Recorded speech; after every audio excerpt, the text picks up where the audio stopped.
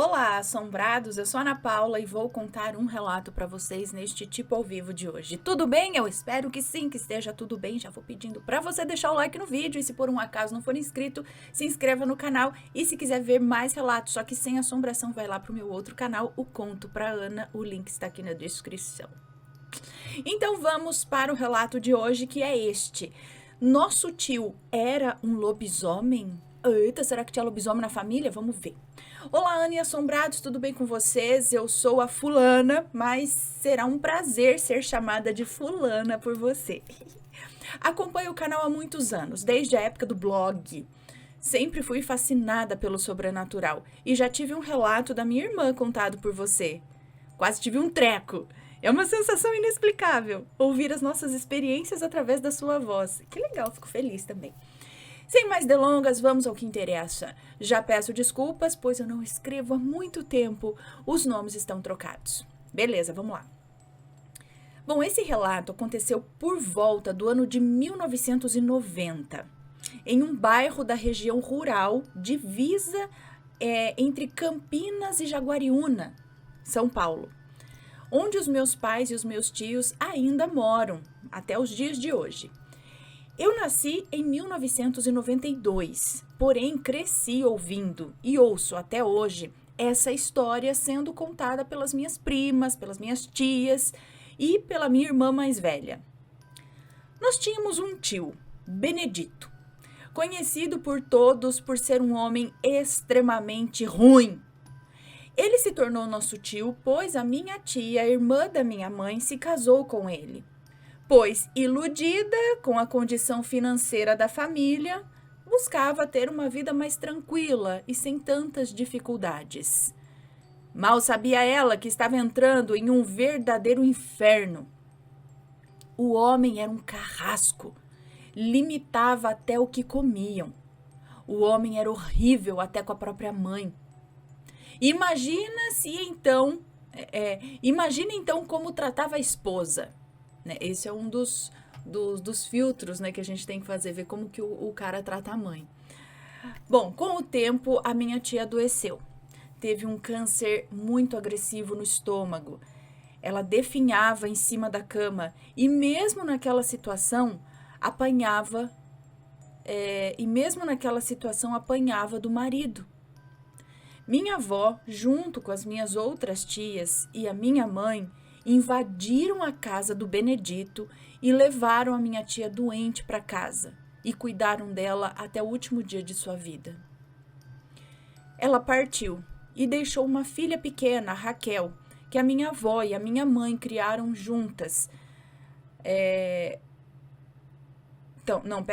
E ela partiu e deixou uma filha pequena, Raquel, que minha avó e minha mãe criaram junto com a minha irmã Bela, entendi. Criaram como se fosse irmã da Bela ali, como se fosse... Ok. Benedito recebia a visita da Raquel todos os dias, pois ela morava bem de frente à chácara da minha avó. Pois ele morava bem de frente à chácara da minha avó. Então, tinha um convívio ali dos dois. A chácara do Benedito era enorme, cheia de árvores e com a sua casa velha, dava ali um ar bem sombrio ao lugar. Ele, por sua vez, não ficava atrás também. O homem era totalmente estranho. Um rosto comprido, orelhas muito grandes, os braços dele, as mãos e os dedos eram longos. Algo que chamava muito a atenção. E algo que chamava muito a atenção é que o Benedito sempre estava com roupas que cobriam totalmente o seu corpo. Olha, Ana, podia estar ali um calor de 40 graus, que o homem estava lá, de calça comprida e camisa de manga longa e sapatos fechados. Outro fato a seu respeito é que ele não costumava sair de casa. Ele só saía para comprar comida. Do contrário, ficava o dia todo atrás de uma jabuticabeira, que ficava próximo à cerca de sua chácara, só observando as pessoas que passavam pela rua. Se fosse alguém que ele não gostava, ele começava a xingar com aquela voz grossa, palavras pesadas, palavrões e acusações. As pessoas, por sua vez, tinham medo do Benedito e não havia ninguém que o enfrentasse. Bom, menos a minha avó, que não baixava a cabeça para ele, não. Nossa, será que ele não tinha algum tipo de transtorno? Bom, numa noite, enquanto todos já dormiam, a minha avó acordou ouvindo o barulho de alguém ou alguma coisa pulando a cerca da frente da casa. Era aquelas cerquinhas de madeira, não era muito alta, mas o barulho foi alto e isso a fez acordar. Em questão de segundos, todos os animais da chácara estavam gritando no quintal. Era cachorro, galinha, porco, tudo gritando desesperado. Minha avó chamou meu tio Rafael, que logo passou a mão em sua espingarda e, saindo pela cozinha, avistou logo à sua frente um cão negro. Só que esse cão era do tamanho de um bezerro. Vocês têm noção do tamanho de um bezerro? Agora imagina um cachorro daquele tamanho. Parecia que as pernas traseiras eram menores que as dianteiras.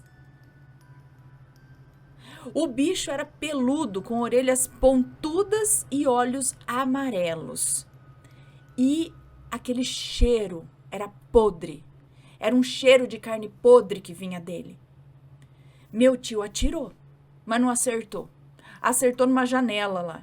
E acredite se quiser, o furo da bala tá lá até hoje, na janela, na casa lá.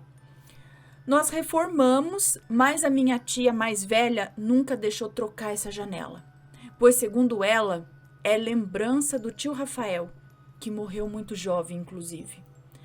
Minha avó, desesperada e apavorada com o que tinha acabado de ver, disse: Rafael, isso é lobisomem. Eu tenho certeza que é o desgraçado do Benedito. Esse homem não me engana. Meu tio nem questionou. Ele entrou para casa e foi acalmar as suas irmãs, a Bela e a Raquel, que ficavam curiosas, mas não souberam ao certo do que se tratava. De manhã, a minha avó chamou a Bela, a Raquel e as suas outras duas netas, a Julieta e a Mari, que moravam praticamente vizinhas ali, e deu o seguinte recado: Não quero saber de vocês brincando na casa do Benedito, ouviram? E outra coisa, 6 horas da tarde, cada uma em sua casa. Nada de ficar até tarde na rua, ok? Ana, foi a mesma coisa que dizer o contrário. Julieta, que era e é a mais atentada de todas até hoje, teve a brilhante ideia de montar uma tocaia para desmascarar o tal do lobisomem. Ana, elas pegaram uma lona que o pai da Julieta e da Mari usava para cobrir um fusquinha que eles tinham, amarraram essa lona em um galho de mangueira que tinha lá no fundo da chácara da minha avó. Tarde da noite, enquanto todos dormiam, as 4 foram até a barraca improvisada, essa lona estendida lá, levando um lençol, travesseiro, uma coberta e as velas que a minha avó usava para os seus santinhos. E lá estavam as 4 debaixo da lona. Corajosas, corajosas. Raquel brava porque as primas insinuavam que o tal lobisomem era o seu pai. Bom, passado um tempo, elas não sabem exatamente que horas eram. Ouviram algo pesado batendo no chão. Bum! E aquele cheiro de carne podre invadiu a barraca. Mari, a mais novinha das 4, começou a chorar e acabou fazendo até xixi na roupa, tamanho medo que ela estava. Dentro da barraca, começaram a rezar um Pai Nosso baixinho, quando a lona da barraca foi puxada com tanta força que partiu ao meio. Imagina, uma lona é uma coisa forte, tá, gente? A lona foi puxada com tamanha força que partiu ao meio.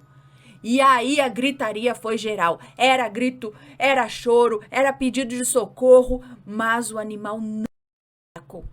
Ele correu e pulou a cerca dos fundos, entrando no quintal do vizinho que morava aos fundos.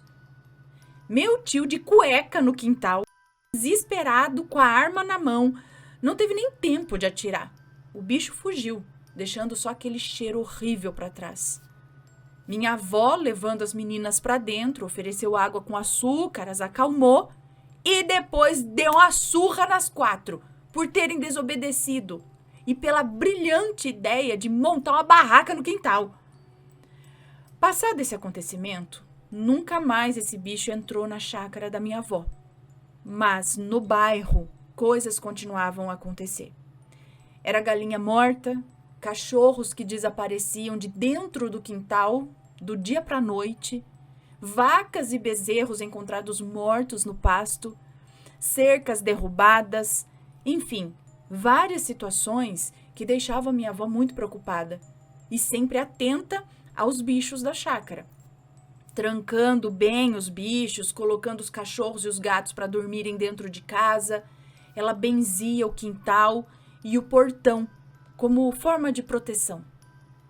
Minha avó sempre afirmou que o sobrenatural existe e nos contava muitas histórias. Histórias de aparições e de experiências que viveu ao longo de sua vida. Ela partiu quando eu tinha 7 anos, mas eu me lembro com carinho dos poucos anos que vivi ao seu lado. Quando eu me casei, eu vim morar na cidade vizinha. E um dia, conversando com um rapaz que frequentava a mesma igreja que eu, ele me relatou algo muito interessante. Ele disse assim: eu fui visitar sua terra esse final de semana, se referindo ao bairro que eu morei e que os meus pais ainda moram. E completou dizendo: mas eu não volto lá nunca mais. E eu questionei por quê. E ele me relatou o seguinte: nós subimos do sítio pela Estrada Velha. Essa estrada, Ana, é uma rua que dá acesso a quem vem da cidade vizinha. Se você vem por Campinas, consegue entrar no bairro pela rodovia, mas se vier de Jaguariúna, precisa passar por essa estrada para acessar o bairro. Existem sítios e chácaras por ali, então tem bastante mato e pasto ao redor e pouca iluminação. Então ele continuou falando. Bom, e ali, na altura da gruda? Na altura da gruda da cachoeira, os cavalos travaram na estrada. Não iam nem para frente nem para trás. Era por volta de umas 6:30 da tarde. A iluminação estava bem baixa, mas quando eu olhei para o lado, eu vi um cachorro. Parecia um capa-preta, sabe? Aquela raça, aquele cachorro capa-preta, mas ele era muito grande. E os olhos destacavam porque eram muito amarelos. Ele vinha numa velocidade e nós tentávamos fazer os cavalos andarem e não conseguíamos. Até que esse cachorro passou na nossa frente e esse bicho fedia demais. Olha, devia ter rolado em uma carniça. Aí os cavalos saíram em disparada e só pararam quando a gente chegou no sítio. Você tá louco, nunca mais volto naquele lugar, ele disse. Eu dei uma risada sincera e disse que deve ser o Benedito. Ele ficou sem entender nada. No ano de 2018, não me recordo exatamente o mês, eu acordei assustada de um sonho. Eu sonhei que estava sentada em uma mesa comendo carne crua com o Benedito. Ele comia a carne e me encarava. Eu não comia, eu ficava enojada com aquela cena e eu acordei assustada. Fui tomar meu café e o meu celular tocou e era minha mãe.